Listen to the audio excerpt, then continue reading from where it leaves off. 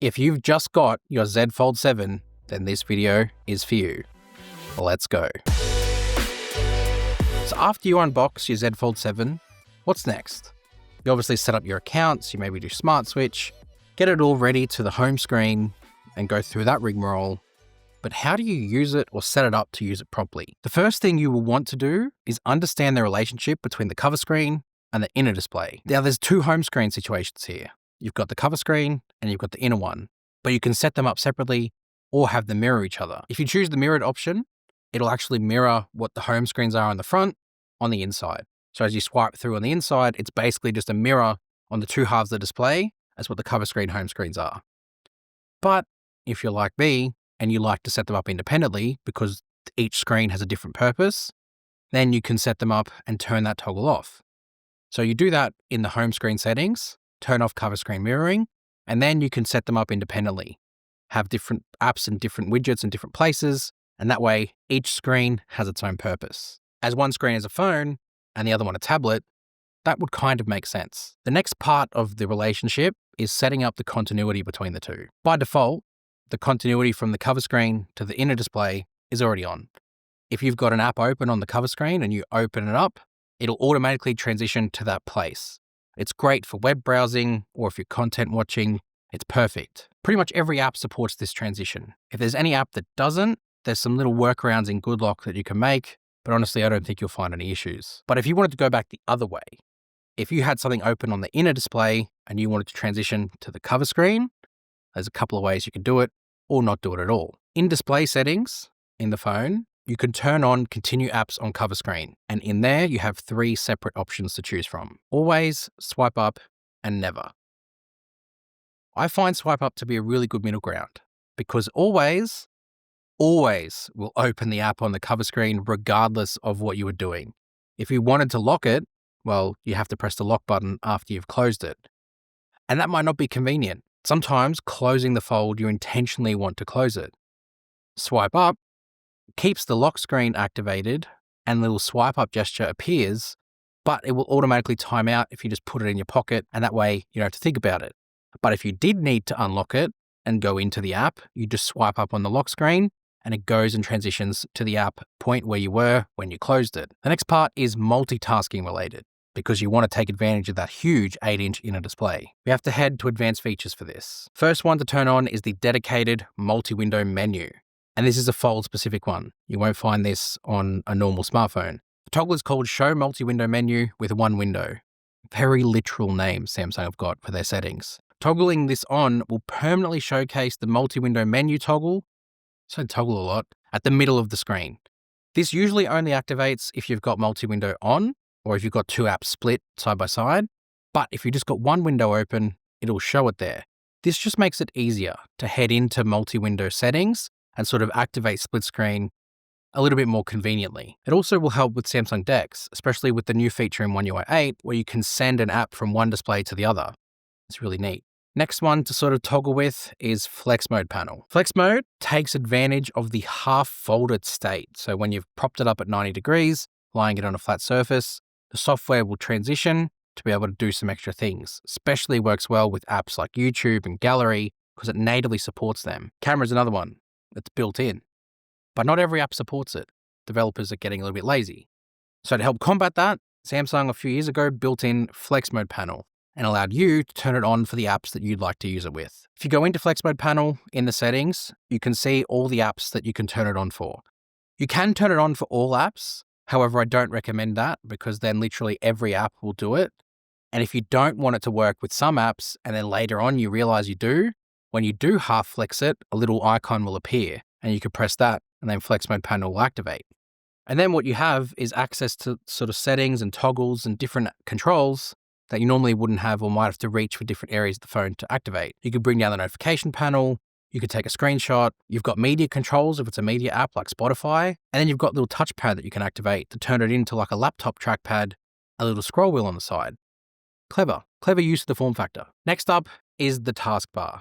The Taskbar is another foldable first feature that sort of came in to help with the large screen format and easily activate multitasking. Basically, the Taskbar is the dock down the bottom. Any app in that dock from the home screen will transition into the taskbar. Samsung have enabled some extra ways to activate it. With the navigation buttons turned off and you've got the navigation gestures turned on, you can have the taskbar be permanently docked at the bottom when an app is open, or you can swipe up to activate it. Depending on how you like to view your screen, swipe up will be less intrusive on the content more frequently, but the taskbar docked there will be sort of inconspicuous and out of the way more of the time. You can choose how many apps in the frequently used apps section you want there, up to 4 for as low as 2. What's great with the taskbar is any app that you want to launch, you can quickly transition to that app. Or if you want to launch a multi-window experience, you can drag the app into one half of the display and launch it. What's also neat too with the taskbar is you can add in an app pair. So if you've got a pair of apps or a set of apps that you like to launch all the time together, you can save that to the taskbar. And then every time the taskbar is there, that pairing will sit there. You click on it and it launches into it. So last night, the Home Up update finally hit the Fold and oneui 8 in general. And man, some extra stuff in there within Good Lock that you need to change. So it's in the Good Lock app with the Home Up module that you get. The first thing is you can go in and there's extra animation tuning that you can make. It started with the S25 where you could just tune the home gesture going back to the home screen. Still obviously do that. I think just set it to dynamic. There's obviously other ones in there, but dynamic for me just feels the snappiest and the best middle ground for animation and also fluidity. But then they've also added in app animations. So app opening transitions from home screen to the app being open, you can go in and change them as well. And again, you can go in and tune it to your heart's content with the advanced tuning, or you can just change the speed. And there's like a dial. You can go make it really slow, which is really, really slow. You can go and make it really fast, which is instantly open almost with no animation, or you can sort of find some sort of middle ground. I like it to be fast, somewhere in that 70 range. And I think that's the best sort of showcase of animation and fluidity. And those animations work on the inside display as well. And you'll want that because there's a Fold specific one in Home Up now for Taskbar. Samsung are now allowing you to customize the animation and the interaction when bringing the taskbar up from being hidden. Love the options that they give you. You've got the animation type. So it's got simple, it's got pixel, which is a sort of springy and sort of fun. It says with stickiness, whatever that means, or the advanced tuning to bring it up. You can tune like stuff like the stiffness or the damping, like so many toggles and sort of sliders in there. It's overwhelming. So again, I think just stick with the Pixel one. It's really nice middle ground again. I say middle ground a lot. Then there's the other options at the bottom where it's got things like the reaction time. So if you think it's too slow or too fast to launch the taskbar, there's a slider to fix that and sort of make it faster or slower to react to that slide up gesture. Coming. Last piece of the puzzle, Fold 2 arriving. Then there's like the sensitivity to how you'd actually launch it. So if you want it to be more focused on going to the home screen, you could do it to that. Or if you want to be more focused on launching the taskbar, you could do that as well. Then there's the holding time, which is how long it actually will stay on screen for. So you can make it only a second, or you can have it infinite until you touch anywhere around the screen for it to turn off. I like that option because it just stays there until I don't need it anymore. Or you can sort of, again, find a middle ground. There's other toggles in there as well, but honestly, the animation stuff I found the most useful. But just to quickly go through the other ones, you've got the quick type switching, which is if you hold the apps button long enough, it'll transition between the two different ways you can have the taskbar showcased. That's an old toggle that used to be there that sometimes they get rid of and then bring back in Good Lock, and that's what they've done here. And there's the fix recent apps max count. So regardless of how much space you have on that taskbar, it will always have the maximum number of recent apps there if you toggle this on. Honestly, this completes the whole picture for me. It adds that extra bit of fun, and I really like Samsung allowing us to do this. You just need to know where to go, and Good Lock and Home Up is your way to do it. Next part of the foldable experience you want to set up is the camera. And there's only really one thing I'd like to get you to turn on here. And that's the little button in the top left corner that splits the display in two, review on one side with your preview on the other. This is amazing to take advantage of, especially if you take lots of videos and photos at once. You can have the preview remain there and the larger review on the other side.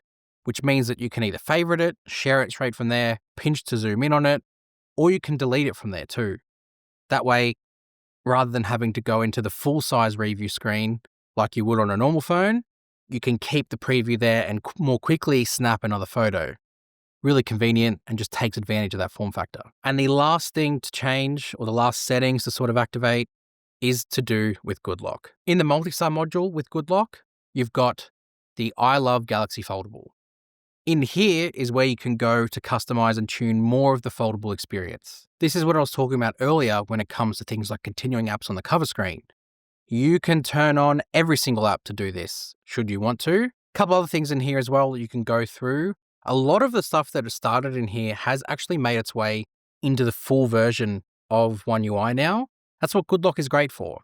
You can kind of get a bit of a test of what's to come, and you can start early with some features so when they make their way in, you're not surprised by them. So this is just some really nice, helpful hints to get you started on your foldable journey, especially if this is your first one. You will want to be able to tune it to the right way to make sure you're getting the most out of your foldable experience. If there's any other ones that you think should be in here, let people know in the comments below so everyone can sort of join in on the fun and take advantage of their new Fold 7. Hit subscribe to Tech with Benefits. Lots more content coming for all of these phones. Flip stuff's on board now as well. And I'll see you guys in the next one. You!